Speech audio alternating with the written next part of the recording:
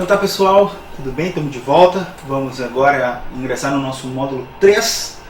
Vamos finalmente falar sobre a Lei Complementar 87 e 96. Sei que é o que vocês estavam esperando, mas aquela parte inicial é muito importante, porque a gente vai entender todos os conceitos que estão na Lei Complementar e todas as peculiaridades que acontecem aí na Lei Complementar em relação ao ICMS, beleza? Então nós vamos entrar agora na Lei Complementar 87 e 96, mas antes um pouquinho, nós vamos falar lá sobre o inciso 2 do artigo 155, que vocês já estão careca de saber. Nós já vimos isso direto várias vezes nos nossos módulos antecedentes, beleza? Olha lá, o artigo 155 tem aquela peculiaridade que eu falei para vocês, que é a competência dos estados e do Distrito Federal de instituir o que? O ICMS. Sobre o que é o ICMS, Diego? Sobre essas operações aqui relativas à circulação de mercadorias, uma coisa, e sobre também prestação de serviço, né? Então, pensa comigo aqui. Olha aí o mapa do Brasil. É a competência dos estados. Aí o Pará vai ter uma regra dele lá para circulação de operação de circulação de mercadorias interna, e vai ter uma outra regra lá quando a venda for para Mato Grosso. Mas Minas Gerais, por sua vez, vai entender que se a empresa A vender para o Pará, vai ter uma peculiaridade dentro do ICMS.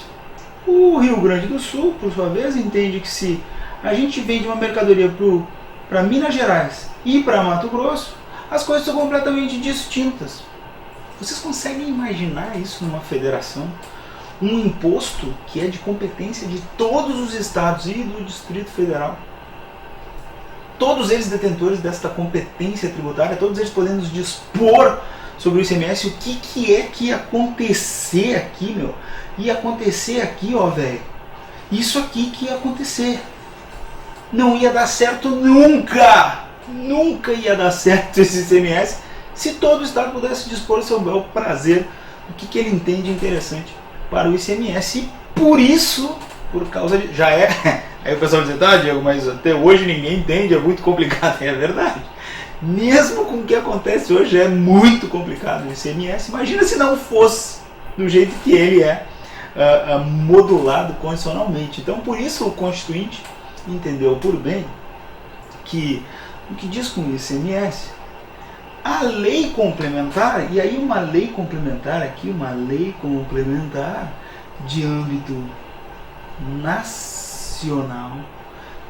nacional, ia regular o ICMS lá em diversos aspectos. Está lá no 155, parágrafo 2º, 12, nós falamos sobre isso, mas não só o inciso 2, ele não menciona só uma lei complementar, ele menciona outras leis complementares. E o que é importante para nós, mais importante para nós, relativo à lei complementar 87, é o que está expresso nos incisos ali que está na telinha para vocês. A Lei Complementar 87 vai definir os contribuintes, e a gente já falou a ideia de sujeito passivo aqui, vai dispor sobre ST, e isso aqui nós vamos ver em outro módulo.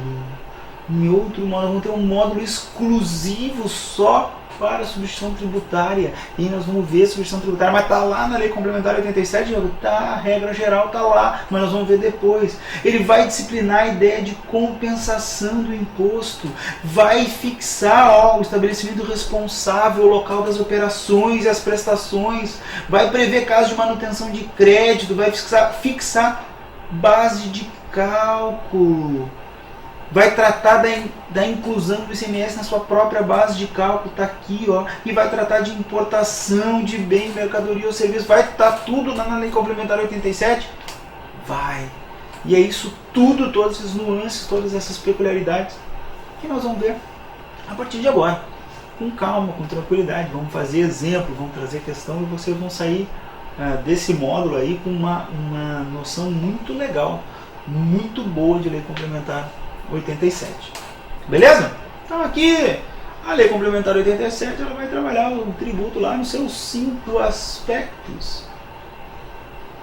O aspecto material do tributo, quanto que vamos cobrar, como é que vai se dar a cobrança, o que é que vai ser incidência, a ideia da materialidade do tributo em si. Vai tratar do caráter temporal, ou seja, quando acontece, quando ocorre o tal do fato gerador ou o tal do fato imponível. Vai tratar de onde ocorre efetivamente essa incidência, ou seja, o seu caráter espacial do tributo. Vai tratar do caráter subjetivo, ou seja, quem vai ser sujeito nessa relação, quem vai ser sujeito, vai estar expresso lá na Lei Complementar 87, e vai trabalhar para o fim do caráter quantitativo, e aqui nós vamos falar de base de cálculo e vamos falar também de alíquota, claro, aí com as suas peculiaridades que estão delimitadas também na Constituição Federal, da competência para a instituição de alíquotas e tudo mais, mas a Lei Complementar 87 ela vai falar muito, especialmente sobre a base de cálculo do ICMS. Então nós temos que saber todos esses 5 aspectos do tributo vão estar lá delimitados tranquilamente na Lei Complementar 87. Nós vamos ver tudo isso agora, beleza? Vamos começar então o artigo 1º da LC 8796 para vocês. Olha o que diz lá o artigo 1º da Lei Complementar 87. Repete, regra geral, a ideia da Constituição e diz: competência de quem? Dos estados e do Distrito Federal instituir o imposto sobre operação relativa à circulação de mercadorias e sobre prestação de serviços de transporte interestadual e intermunicipal e de comunicação, ainda que as operações e prestações se iniciem no exterior. Muito importante, traz a ideia, traz a base de incidência disso, regula como isso pode ser instituído, mas o mais importante da gente saber desse artigo 1º aqui da Lei Complementar 87 é que ele não institui o ICMS. Ele não institui o ICMS, isso é objeto de cobrança. A Lei Complementar 87 é uma lei sobre o ICMS, ela não é uma lei que institui determinado imposto, não, ela trata dos limites da instituição do ICMS, mas ela não institui expressamente o ICMS. Ela diz o seguinte: olha, Estado do Rio Grande do Sul, a Constituição já disse, mas a Constituição diz que sou eu que regulo, então eu estou regulando e estou dizendo que é tua competência, Estado do Rio Grande do Sul, para instituir lá o ICMS no âmbito aí do teu Estado do Rio Grande do Sul. Tu pode fazer isso, Estado do Rio Grande do Sul? Pode! Como que tu vai fazer isso, Estado do Rio Grande do Sul? Assim, ó, por meio de lei. Olha a diferença da redação da nossa lei aqui, ó, da nossa lei aqui do ICMS. Olha a nossa redação da nossa lei aqui do RS. Diz o seguinte, ó: fica instituído o ICMS nos termos desta lei. Fica instituído o ICMS nos termos desta lei. A Lei Complementar 87, volta lá, ela traz a competência para todos os estados e para o Distrito Federal. E aí esses entes políticos, respaldados pela Constituição Federal primeiro, teve um convênio lá no meio do caminho, mas respaldados pela Constituição Federal e agora pela Lei Complementar 87, têm as suas leis adequadas à Constituição de 1988 e por isso ficam instituído o ICMS lá direitinho, bonitaço, adequado constitucionalmente ao que está expresso na norma maior aí do nosso Estado. Então, nesse caso, quem institui efetivamente o ICMS no âmbito dos seus territórios é a lei estadual. Aqui, esta lei aqui, a Lei 8820, essa nossa leizinha daqui, essa lei é uma lei estadual. É uma lei estadual do RS, enquanto esta lei aqui, a Lei Complementar 87, é uma lei nacional. Olha, há uma distinção na doutrina, o pessoal fala, mas é a lei federal. É interessante a gente entender que parte da doutrina entende que há uma distinção entre essa ideia de lei nacional e lei federal. Quando a gente fala de lei federal, a gente está falando de uma lei que a sua incidência, a sua cogência, ela vai se dar no âmbito da União. E quando a gente fala de lei nacional, a gente está falando de uma lei que se dá incidência no âmbito da nossa federação. Então, todos os estados têm que observar, porque essa é a ideia da lei complementar. Ela regulamenta institutos federativos, institutos materialmente constitucionais. Então, a lei constitucional ela não é hierarquicamente superior à lei ordinária, não. O que existe aqui são competências atribuídas pela Constituição a serem reguladas por lei. E aí, nesse caso do ICMS, o Constituinte entendeu que quem ia regular isso ia ser a União, a Federação, a República Federativa do Brasil, que vai regular, porque todos os seus entes vão ter que obedecer essa Lei Complementar 87. Por isso se diz que é uma lei nacional, beleza? Então o Estado, o ente federativo, tem que obedecer o que a Federação delimitou na Lei Complementar 87. A Lei Complementar 87 ela delimita os aspectos que os Estados têm que obedecer para fins de instituírem o ICMS. E aí está instituído o ICMS. E no artigo 2º nós vamos começar a trabalhar efetivamente a ideia das hipóteses de incidência do ICMS. A Lei Complementar 87 faz um desenho do que pode e o que não pode ser atribuído por lei lá, pelos estados, pela lei dos estados, como hipótese de incidência do ICMS. E a Lei Complementar começa aí, no seu artigo 2º, no seu inciso 1, com um primeiro inciso que possui uma peculiaridade que nós temos que saber muito forte para concurso público, uma controvérsia que acabou a controvérsia por meio da promulgação da Lei Complementar 87. Olha o que diz o inciso 1º do artigo 2º desta lei. Diz o seguinte: o imposto incide sobre o quê? Uma coisa, olha ali, ó, uma operação relativa à circulação de mercadorias. Beleza? Desenhar. Olha aqui. Desenhar para ti, desenhar. Nós temos aqui o estabelecimento. Opa, ficou feio, né? Estabelecimento A. Estabelecimento A vende mercadorias dentro do estado do RS para o estabelecimento B. Vende o que aqui? Uma mercadoria. Então o que houve aqui? Houve uma operação de circulação de mercadorias. Então o que tem aqui?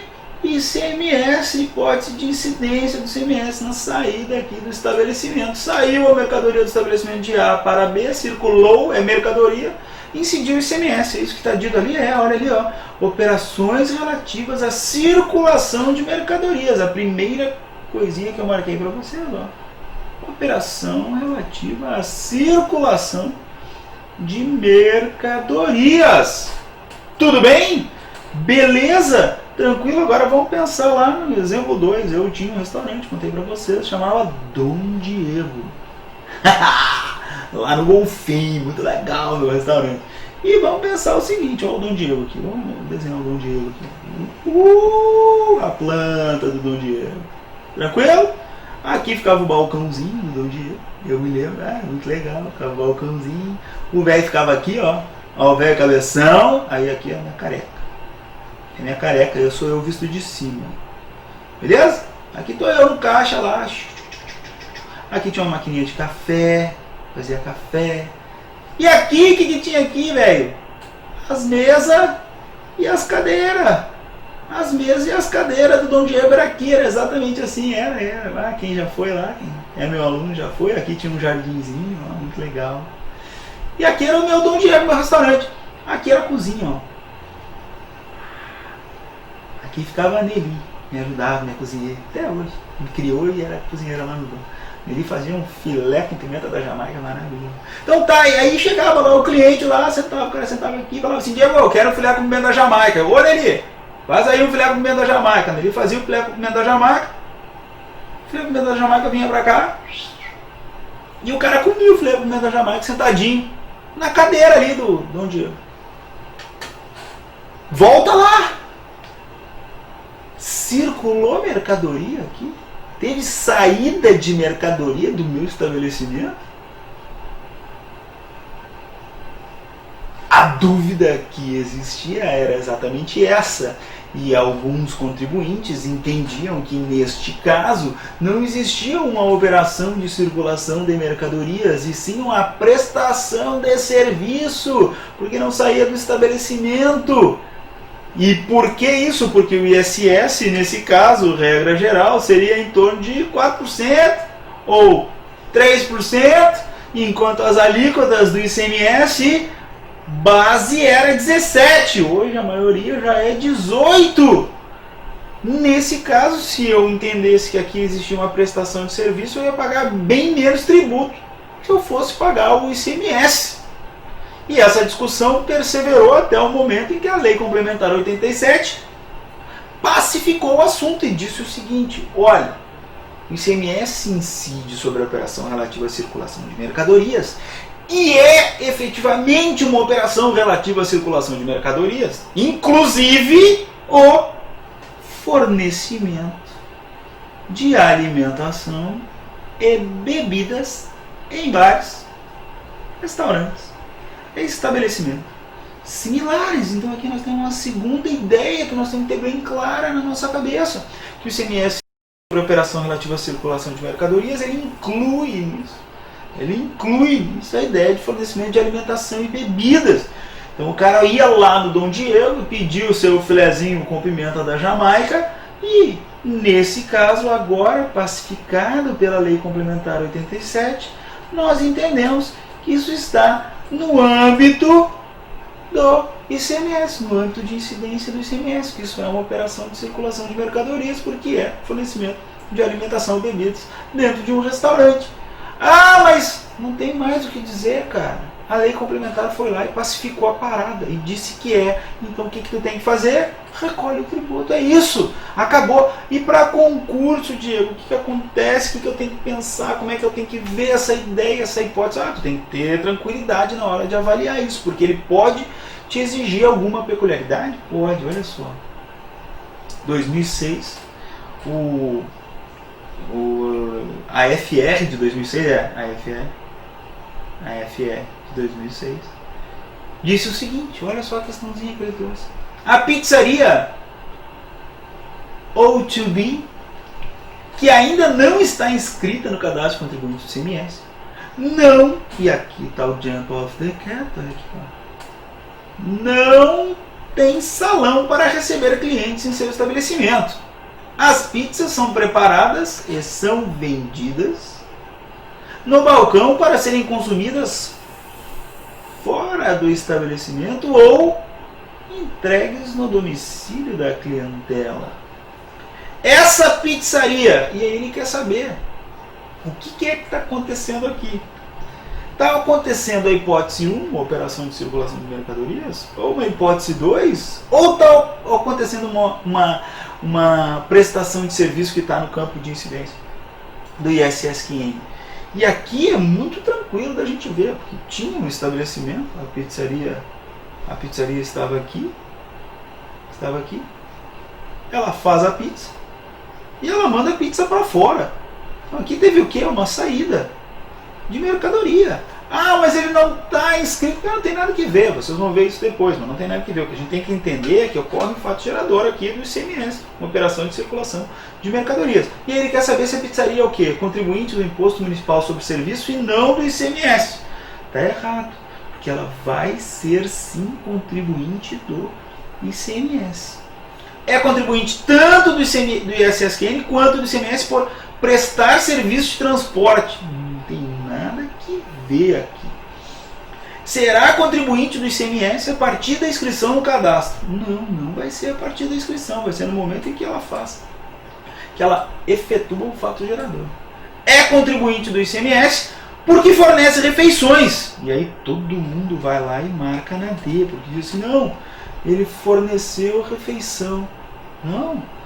A hipótese que está delimitada aqui no comando da questão é saída de mercadoria. Ele tem uma mercadoria que ele faz e que ele vende para outra pessoa fora do seu estabelecimento. Não é refeição. Por que não é refeição? Porque refeição ele vai fornecer ali dentro do seu próprio estabelecimento. Olha só que legal, olha um exemplo.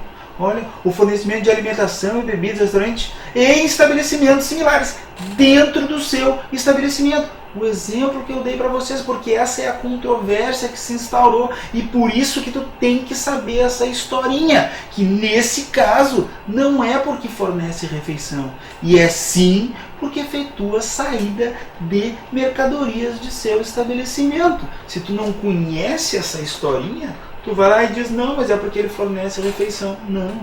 A história, a ideia do ICMS, esse artigo existe na Lei Complementar 87 porque houve essa controvérsia.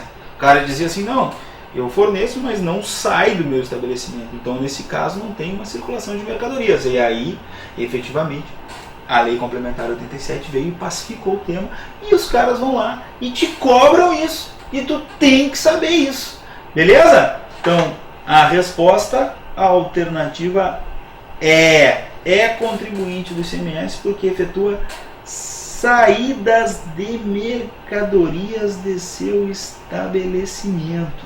Nesse caso, ele não forneceu a refeição e a venda de bebidas internamente, porque ele não tinha salão. Ele simplesmente faz circulação, operação de circulação de mercadorias e não é contribuinte do ICMS porque fornece refeições.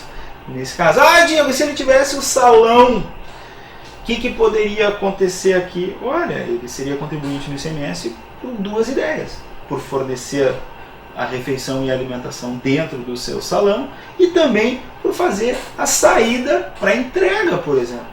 Nesse caso, haveria as duas ideias estariam conjuntas, mas aqui ele disse claramente que não tem salão, então não tem a ideia do fornecimento de refeição interna dentro do próprio restaurante. Beleza? Tranquilo, gente? Vamos continuar então. Inciso 2 para vocês. Vamos só dar uma olhada no tempo aqui. Beleza, tranquilo. Vai dar para a gente falar mais um pouquinho. Artigo 2º. O imposto incide sobre, inciso 2. E aí nós vamos falar prestação de serviço de transporte interestadual e intermunicipal. Por qualquer via. Nós já falamos sobre isso, né? De pessoa, de bem, de mercadoria, ou valores, e a lei complementar deixa bem claro aí que esse tipo de serviço pode ser transporte de quê? De pessoa, de bem, de mercadoria ou valor. Não faz diferença qualquer um deles. Prestou esse serviço, é entre municípios ou entre estados, vai incidir efetivamente o ICMS. Tranquilo? O que a gente tem que saber disso? Cansei de falar para vocês e o nosso desenhozinho vai aparecer daqui a pouco. Mas para acontecer isso, nós temos que ter uma pessoa que presta o serviço e uma pessoa que toma o serviço. Tem que ter dois sujeitos no mínimo. Um que toma o serviço, que é o tomador, e outro que presta o serviço, que é o prestador. Beleza? E agora nós vamos falar, quando a gente entende isso, nós temos que começar a entender também a ideia do frete CIF e do frete FOB. O frete Customs Insurance and Freight e o frete Free on Board. Nós temos que saber esses conceitos, até para a gente entender, e daí daqui a pouco vai vir um desenhozinho e vocês vão entender as peculiaridades em cima dessa prestação de serviço. Cada vez mais nós vamos avançando um pouquinho na complexidade dos conceitos. A gente sempre sai do geral lá, trouxe para vocês, até sair do quadro, sai do geral lá, e eu tenho efetivamente que ir aumentando o conhecimento de vocês para vocês chegarem na prova sabendo tudo. A ideia de frete CIF, Customs Insurance and Freight, regra geral é por conta do vendedor. O cara que vende diz lá para o comprador, olha, velho, eu te entrego tudo, com tudo pago. Tu fica tranquilo aí na tua casa, não te incomoda, vai chegar isso aí na tua porta com tudo liberado. Frete CIF. O frete FOB, por sua vez, é aquele seguinte, olha, velho, eu tenho uma mercadoria aqui que tu quer comprar, tem. Então essa mercadoria para ti é o valor X, mas esse valor aqui, ó, é livre a bordo. Ou seja, tu te vira, vem aqui e pega a mercadoria que tu quiser. Tá? São termos de comércio internacional que foram adotados aí, internalizados aí na nossa na nossa economia. Então hoje é comum a gente ouvir a ideia do frete CIF e da venda, né? Venda CIF e a venda Free On Board. Então isso a gente tem que ter claro na nossa cabeça, esses dois conceitos. Quando eu falo de Free On Board, eu estou simplesmente vendo a mercadoria e o comprador é que vai se responsabilizar por levar essa mercadoria lá para o seu estabelecimento. Quando eu falo de CIF, eu falo para ele que eu vou entregar essa mercadoria para ele. Isso tem algumas repercussões que a gente tem que ter na nossa cabeça. Olha no desenhozinho que eu vou explicar um pouquinho melhor para vocês. Quando a gente, desde Canoas, por exemplo, vende uma mercadoria para Diego Mané com frete CIF, ela pode contratar a Guri Transportes Limitada para prestar esse serviço. Nesse caso aqui, nós vamos ter duas ideias de incidência do ICMS: na operação de circulação de mercadorias e na prestação de serviço de transporte. Mas pode acontecer que desde de Canoas venda CIF e não contrate o PI, ela mesmo desde de Canoas entregue lá no Diego Mané. Pode acontecer isso? Pode. Ah, mas o frete é CIF. Não faz diferença, nós vamos ver as outras, algumas peculiaridades relativas a isso, inclusive de inclusão de valores na base de cálculo, depois e tudo mais. Nós vamos ver isso com calma. Mas o que eu quero que vocês entendam é que quando eu falo que é CIF e quando eu falo que é FOB, isso não necessariamente já traz a incidência do ICMS. O frete CIF vai trazer incidência do ICMS quando desde Canoas contratar um terceiro para fazer isso. E o frete FOB também não vai, regra geral, tratar da incidência do ICMS, prestação de serviço de transporte. Não. Se Diego Mané comprar a mercadoria e desde Canoas falar assim, olha, velho, tá aqui a tua mercadoria, vem buscar, e Diego Mané for ele lá, ó, e pegar essa mercadoria, aqui também não vai ter ICMS em face da prestação de serviço de transporte. Mas se ele contratar lá o guri para fazer esse transporte para ele, aí nesse caso, especificamente nesse caso, nós vamos ter efetiva incidência de ICMS, tanto na circulação de mercadorias, aqui nós não estamos falando da operação, nós estamos falando do serviço, da prestação de serviço, né? Dois municípios distintos, o frete é entre municípios, e aqui nesse caso tem duas pessoas, um tomador e um prestador, independentemente da linguagem CIF ou FOB, tá? Isso é muito importante. Quando a gente diz CIF, não necessariamente há prestação, ICMS, prestação de serviço. Pode ter e pode não ter. Quando a gente diz FOB, também pode ter ou pode não ter. Isso tem que ficar claro aí na cabeça de vocês. Nós temos que levar em consideração, para existir o ICMS na prestação de serviço, que seja feito por um prestador e um tomador. Nos dois casos aqui, pode acontecer e pode não acontecer. O que é preciso para que aconteça a hipótese de incidência? Que se contrate um terceiro para fazer isso. Quando eu contratei um terceiro, aí a empresa que contratou um terceiro, regra geral, vai ter que trabalhar a hipótese da incidência do ICMS nesse caso. Trique, gurizada! Beleza? Então terminamos aí o nosso módulo 1. Daqui a pouquinho a gente volta, vamos continuar com as hipóteses de incidência do artigo 2º lá da Lei Complementar número 87.